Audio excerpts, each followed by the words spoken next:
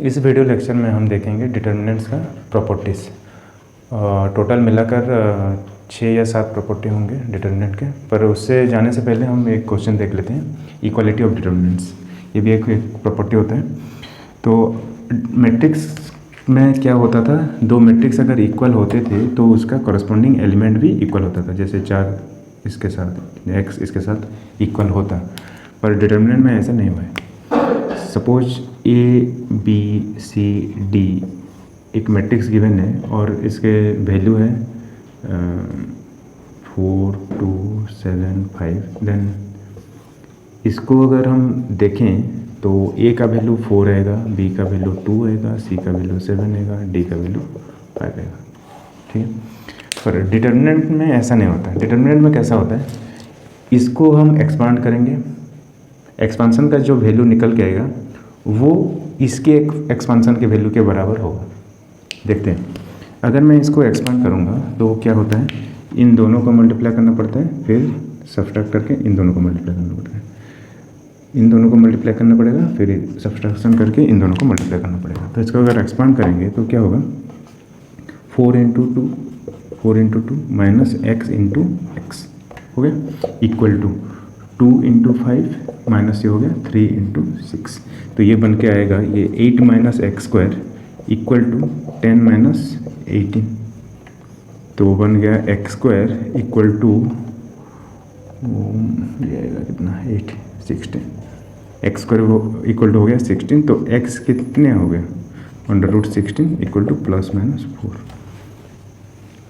तो एक्स का जो वैल्यू निकल के आएगा वो प्लस माइनस 4 आएगा। ठीक है, तो इसको कहते हैं इक्वालिटी ऑफ डिटर्मिनेंट्स। तो कोई भी अगर सेकंड ऑर्डर या थर्ड ऑर्डर का डिटर्मिनेंट आपको गिवन है तो इक्वालिटी ऐसे निकालना है। ठीक है, डिटर्मिनेंट का प्रॉपर्टी 1 क्या बोलता है, किसी भी स्क्वायर मैट्रिक्स का डिटर्मिनेंट उसके ट्रांसपोज के डिटर्मिनेंट के बराबर होता है। लिख लेते हैं, for N E square matrix, for an square matrix A, determinant of A is equal to determinant of its transpose। हो गया, तो ये हो गया प्रॉपर्टी 1। इसको आपको याद रखना है। ये किस टाइम काम में आएगा, जब हम प्रॉब्लम सॉल्व कर रहे होंगे तो ये फ्रीक्वेंटली यूज होने वाला है, तो आपको इससे ध्यान रखना चाहिए। एग्जाम्पल लेते हैं, एग्जाम्पल क्या लेंगे, मैं एक एग्जाम्पल ले लेता हूँ। एग्जाम्पल में है, लेट मैट्रिक्स ए 1 2 3 4 ऐसा कुछ एक मैट्रिक्स है, हम ले लेते हैं। डिटर्मिनेंट क्या होता है इसका, डिटर्मिनेंट कितना आएगा, देन डिटर्मिनेंट ए आएगा 1 2 3 4 का डिटर्मिनेंट। इसमें कैसा होता है, ये दोनों मल्टीप्लाई होता है। ये मैं बार बार बोल रहा हूँ क्योंकि आपको याद हो जाए ये सब। तो ये आएगा 1 इंटू 4 माइनस 3 इंटू 2, ये आएगा 4 माइनस 6 माइनस 2। ठीक है, उसका ट्रांसपोज ले लेते हैं।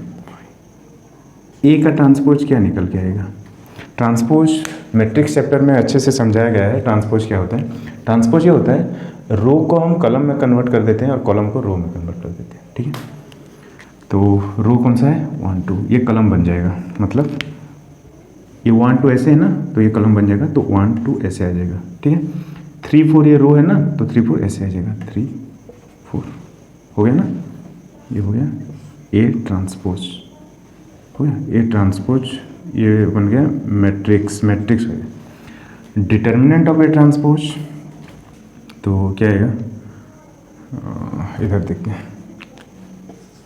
हैं, ए ट्रांसपोज का डिटर्मिनेंट क्या आएगा, मतलब 1 3 2 4 का डिटर्मिनेंट। तो इसको अगर सॉल्व करेंगे 1 इंटू 4 माइनस 2 इंटू 3, वही सेम आ रहा है ना, तो कितना आएगा, ये 4 माइनस 6 इक्वल टू माइनस 2। तो इसका वैल्यू देखिए और इसका वैल्यू देखिए, सेम आ गया। मतलब क्या है इसका, ए का डिटर्मिनेंट बराबर होगा किसके साथ, ए का ट्रांसपोज के डिटर्मिनेंट के साथ। ठीक है, तो ये हो गया प्रॉपर्टी नंबर 1। मैंने अच्छे से एग्जाम्पल लेके आपको समझा दिया है ताकि आपको आगे चलकर कोई दिक्कत ना हो। ठीक है, दूसरी प्रॉपर्टी क्या कहता है, अगर किसी एक डिटर्मिनेंट में अगर हम किसी दो कॉलम या दो रो को अगर हम इंटरचेंज करते हैं तो डिटर्मिनेंट का वैल्यू नेगेटिव हो जाता है, और हम बोल सकते हैं उसका साइन चेंज होता है। लिख लेते हैं, in a determinant on interchanging any two rows और columns will change the sign of the determinant. ठीक है, तो देखते हैं एग्जाम्पल लेके देखते हैं तो क्लैरिटी कुछ ज़्यादा आएगा। एग्जाम्पल लेते हैं, हम एक डिटर्मिनेंट लेते हैं, ए का डिटर्मिनेंट लेते हैं, कितना है 1 2 3 4 लेके कंसिडर करते हैं। ठीक है, देखते हैं, ये हमारा डिटर्मिनेंट है, ये हमारा डिटर्मिनेंट। इसका अब हम रो को इंटरचेंज करेंगे। फर्स्ट रो का एलिमेंट सेकंड रो में चला जाएगा, सेकंड रो का एलिमेंट फर्स्ट में चला जाएगा। कैसे लिखेंगे इसको, तो लिखेंगे रो 1 इंटरचेंज विथ रो 2 बन जाएगा। ये क्या, रो 1 चले जाएगा नीचे, मतलब ऐसा होने से क्या बन जाएगा, डिटर्मिनेंट ए विल बी 3 4 1 2। ठीक है, तो ये जो 3 4 1 2 बन गया, ये कैसा आएगा, ये माइनस में आएगा, सामने एक माइनस साइन नेगेटिव साइन लग जाएगा। क्यों, इसको अगर हम एक्सपांड करते हैं तो डिटर्मिनेंट ए का वैल्यू कितना आएगा, 1 इंटू 4 माइनस 3 इंटू 2, ये आ गया 4 माइनस 6 माइनस 2। इसमें देखते हैं, एक्सपेंशन करते हैं, और डिटर्मिनेंट ए का वैल्यू कितना आ गया,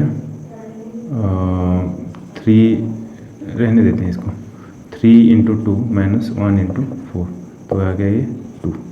इसमें -2 था, इसमें 2 आ गया। तो क्या, रो को अगर इंटरचेंज करते हैं तो डिटर्मिनेंट का साइन भी चेंज हो रहा है, तो क्या हो गया, ये आगे से एक माइनस लग जाएगा। ठीक है ना, आपको समझाने के लिए ये मैं मिटा दिया था, फिर आप लगा लें। ठीक है, ये तो हो गया रो का इंटरचेंजिंग। अब सीखते हैं कॉलम को अगर इंटरचेंज करेंगे तो कैसा होगा, वही सेम आएगा या नहीं, देखते हैं। On interchanging column 1 with column 2 we will get determinant 2, हम क्या मिलेगा हमें, 2 4 1 3 ऐसा मिलेगा। ठीक है, अगर इसको अब हम अगर एक्सपांड करते हैं तो ये बन जाएगा 2 इंटू 3 माइनस 4 इंटू 1, तो ये बन जाएगा 2। इसको अगर हम एक्सपांड करते हैं तो ये बन जाएगा 1 इंटू 4 माइनस 3 इंटू 2, मतलब -2। ये हो गया -2, ये हो गया 2। मतलब क्या है, जैसे कि हम पहले बोल चुके हैं, on interchanging any two rows और column will change the sign of the determinant. ठीक है, ये प्रॉपर्टी 2 बोलता है। तो ये हम क्वेश्चन के दौरान सब यूज करने वाले हैं। तीसरा प्रॉपर्टी हमें बताता है, अगर किसी डिटर्मिनेंट में 2 रोज या 2 कॉलम अगर आइडेंटिकल होंगे तो उस डिटर्मिनेंट का वैल्यू 0 निकल के आएगा। तो लिख लेते हैं ये, इन a determinant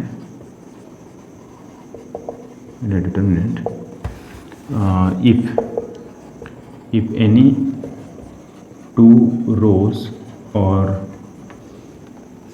columns are identical, then its determinant will be 0।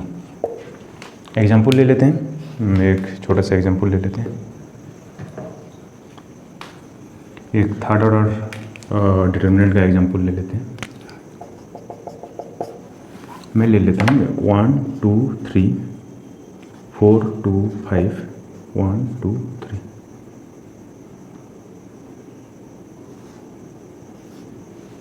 देख रहे हैं यहाँ कॉलम 1, ये दोनों कॉलम आइडेंटिकल हैं। कौन कौन सा है, ये कॉलम और ये कॉलम। इन दोनों कॉलम आइडेंटिकल है, आइडेंटिकल। तो इस डिटर्मिनेंट का वैल्यू 0 आना चाहिए। देखते हैं आता है कि नहीं। तो हम इसे एक्सपांड करते हैं रो 1 के अलॉन्ग, एक्सपांडिंग अलॉन्ग रो R1 लिख लेते हैं। रो 1 को क्या लिखते हैं, R1। तो क्या हो गया, तो एक्सपांसन से पहले हमें क्या करना चाहिए, तो पहले तो साइन असाइन कर लेते हैं। जितने भी डायगोनल एलिमेंट सब प्लस लेते हैं, ठीक है, और जितने बाकी सब रह गए वो नेगेटिव साइन लेके चलते हैं जब एक्सपांसन होता है।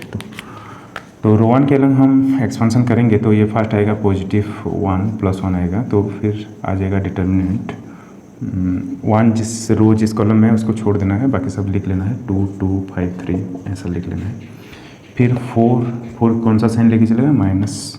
तो 4 जिस रो कॉलम में है उसको छोड़ देना है, इन दोनों रोज कॉलम को छोड़ देना है, बाकी सब लिख लेना है 2 2 3 3 2 2 3 3। फिर आएगा 1 प्लस साइन लेके चलेगा तो +1, ठीक है। +1 के रो और +1 के कॉलम छोड़ देना है, बाकी सब लिख लेना है 2 2 3 5। तो आएगा 2, ये 1 है ना, 2 2 ये 3 5।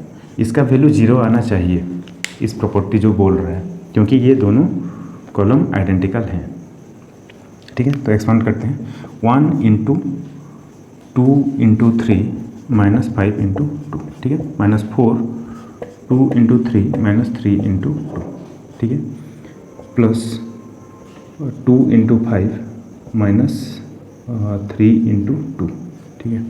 देख लेते हैं। तो ये बन जाएगा 6 - 10, तो बन जाएगा -4, ये बन जाएगा -4, ब्रैकेट में आएगा 2 × 3 -3 × 2 0, तो ये आएगा 0 माइनस प्लस ये बन जाएगा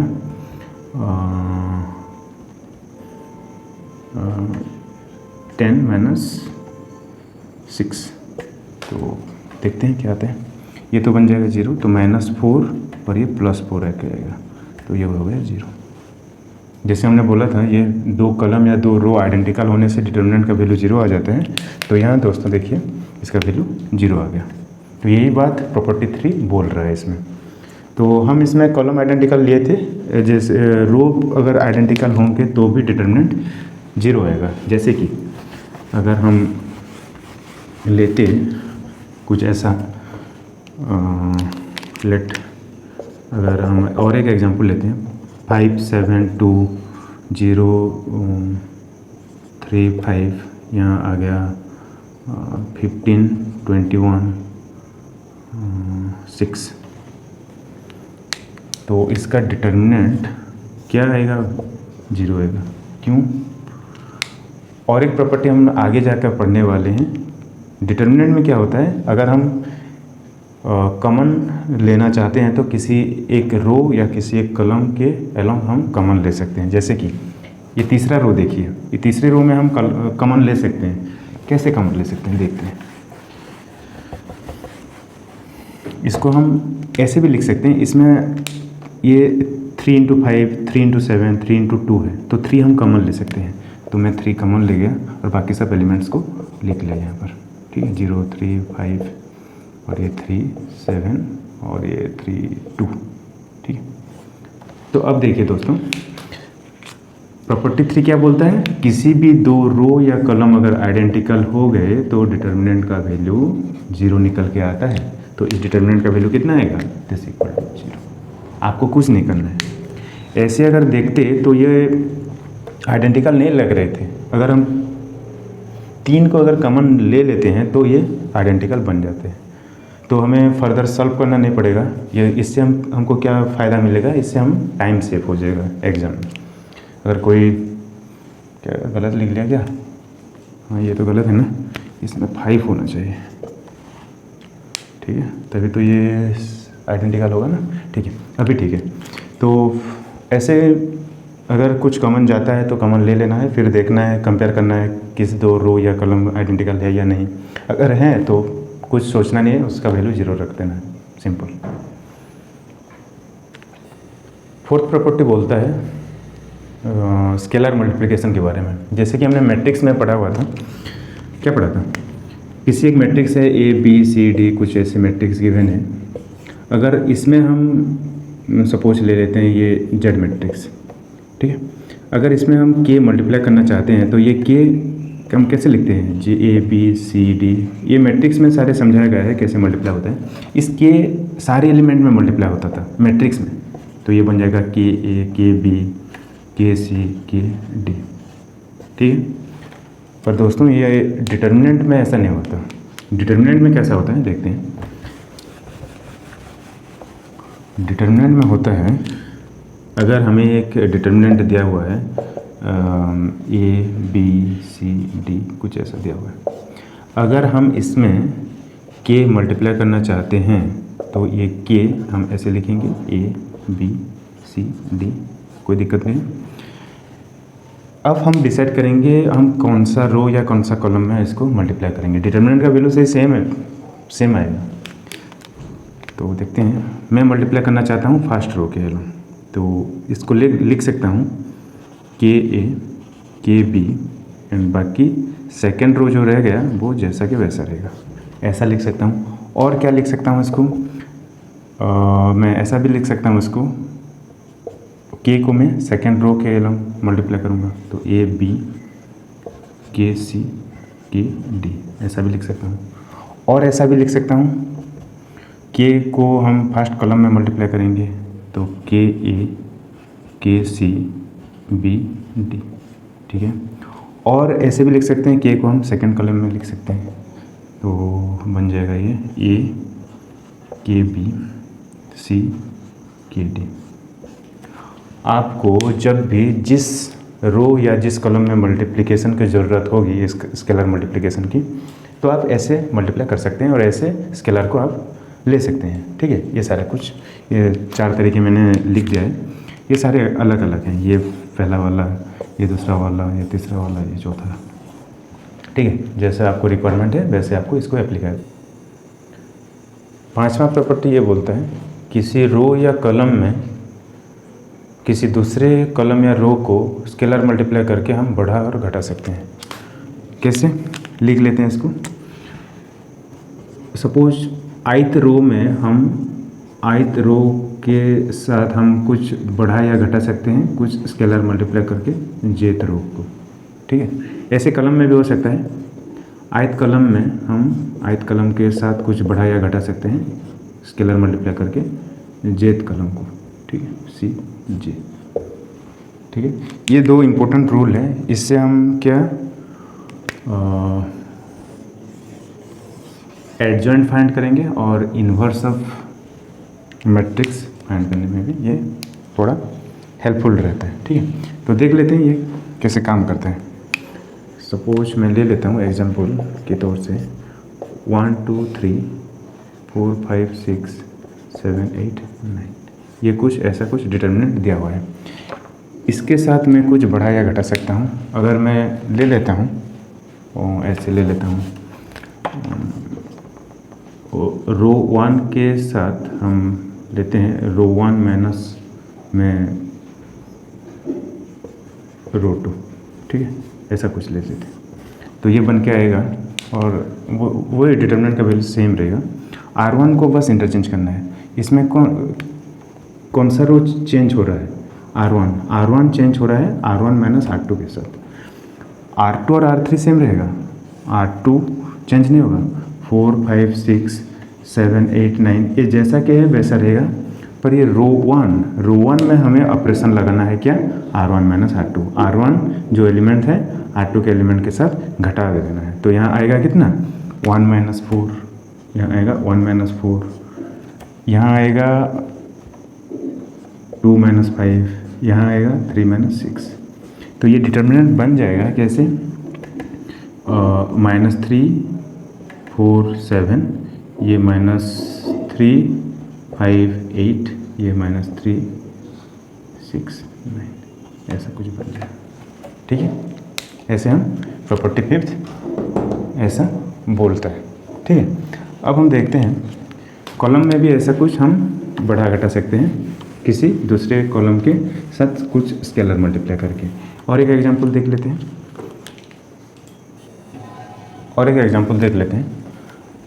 किसी डिटर्मिनेंट दिया हुआ है 1 2 3 4 5 6 7 8 9, ये कुछ डिटर्मिनेंट ऐसा दिया हुआ है।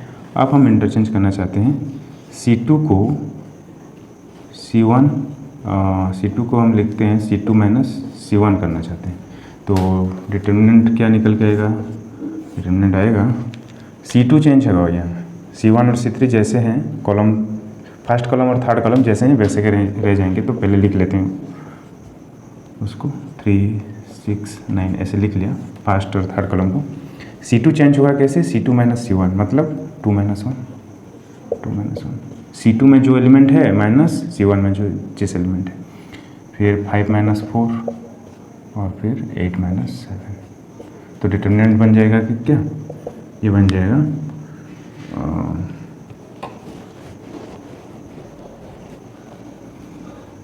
1 1 3 4 1 6 7 1 9, ये बन जाएगा डिटर्मिनेंट। ठीक है। छठवां प्रॉपर्टी क्या बताता है, किसी डिटर्मिनेंट में अगर किसी एक वैल्यू का किसी एक रो या कॉलम में एडिशन या सब्ट्रैक्शन हुआ है तो उस डिटर्मिनेंट को हम दो डिटर्मिनेंट के फॉर्म में लिख सकते हैं, एडिशन या सब्ट्रैक्शन करके। देख लेते हैं ये कैसे होता है। सपोज मेरे पास एक डिटर्मिनेंट है 1 plus alpha, 2 plus alpha, 3 plus alpha, 4 5 6 7 8 9। यहाँ आप जैसे देख सकते हैं यहाँ एक सिंगल वैल्यू रो 1 में ऐड हुआ है हर एक एलिमेंट के साथ। ठीक है। तो इस डिटर्मिनेंट को अब हम दो डिटर्मिनेंट के सम जैसे लिख सकते हैं। कैसे, ये बन जाएगा 1 2 3 4 5 6 7 8 9, ये एक डिटर्मिनेंट बन गया। दूसरा डिटर्मिनेंट क्या आएगा, जो वैल्यू ऐड हुआ था ना वो रहेगा अल्फ़ा अल्फ़ा अल्फ़ा, देन 4 5 6 7 8 9 ऐसा। ये बोल रहा है प्रॉपर्टी 6 में। ठीक है।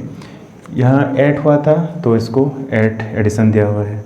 अगर यहाँ सब्ट्रैक्शन होता, अगर यहाँ एडिशन ना देके अगर यहाँ हर एक एलिमेंट, ये सारे एलिमेंट में सेम ऑपरेशन होना चाहिए। अगर इसमें सब्ट्रैक्शन हुआ तो इसमें भी सब्ट्रैक्शन, इसमें भी सब्ट्रैक्शन, और वैल्यू भी सेम रहना चाहिए। तब क्या हो जाता, ये इसका वैल्यू नेगेटिव हो जाता। ठीक है।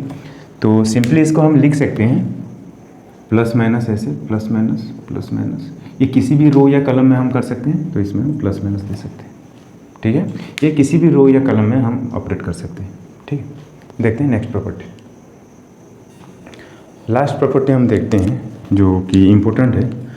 अगर हमें एक डिटर्मिनेंट दिया हुआ है A B C D E F G H I, तो इस डिटर्मिनेंट में हम किसी रो या कॉलम में किसी दूसरे रो या कॉलम के साथ कुछ स्केलर मल्टीप्लाई करके बढ़ा या घटा सकते हैं, तो डिटर्मिनेंट का वैल्यू भी सेम रहेगा। सपोज मैं इसको ऐड कर लेता हूँ, मैं दिखा देता हूँ। A प्लस मैं कर रहा हूँ K टाइम्स सेकेंड कॉलम को, D प्लस मैं कर रहा हूँ D plus K times E, G plus K time H, ये बन गया फर्स्ट कॉलम डिटर्मिनेंट का। ये और बाकी जैसा कहते हैं वैसा रहने दीजिए, E H C F I हो गया। तो इसको अब ऐसे भी हम लिख सकते हैं। ये प्रॉपर्टी 7 बोल रहा है। ये हम कॉलम में ले हैं, आप रो में भी ले सकते हैं। ठीक है कि नहीं? देखते हैं और एक एग्जांपल रो में ऑपरेट करके देखते हैं। अगर ऐसा होता A B C D E F G H I, इस डिटर्मिनेंट को हम ऐसे भी लिख सकते हैं A plus B plus C, ये फर्स्ट एलिमेंट हो गया, फिर B C D प्लस, ये हम जब प्रॉब्लम सॉल्व करेंगे ना ये बहुत ही यूज होने वाला है। D E F, फिर बन जाएगा G plus H plus I H I, ये दोनों डिटर्मिनेंट का वैल्यू सेम ही आएगा। आप अगर प्रूफ करना चाहते हैं तो ये इसको एक्सपांड करके आप प्रूफ भी कर सकते हैं, पर वो ज़्यादा लेंथी बन जाएगा, तो उसको प्रूफ करना नहीं है, हमें डायरेक्ट ये समझ लेना है। ऐसे ऑपरेशन हम लेना है। हम जितने भी प्रॉब्लम करेंगे ये सब आएगा, उसका यूज आएगा। तो आपको इस सारे प्रॉपर्टी, इस वीडियो में बताए हुए सारे प्रॉपर्टी को अच्छे से समझ लेना है, 1-2 बार वीडियो को रिवाइज कर लेना है, फिर आना है प्रॉब्लम्स के तरफ, ठीक है। तो अगर वीडियो आपको अगर पसंद आ रहा है तो आप अपने दोस्तों को शेयर कर सकते हैं। कृपया इस वीडियो को लाइक कर दीजिए और कुछ सुझाव आप नीचे कमेंट में आप दे सकते हैं। जैसे कि अगर कुछ आपके डिमांड रहेगा तो कुछ सिलेबस के रिलेटेड या कुछ तो कंटेंट के रिलेटेड, तो आप कमेंट बॉक्स में आप अपने सुझाव दे सकते हैं, ठीक है। तो इस वीडियो में बस इतना ही।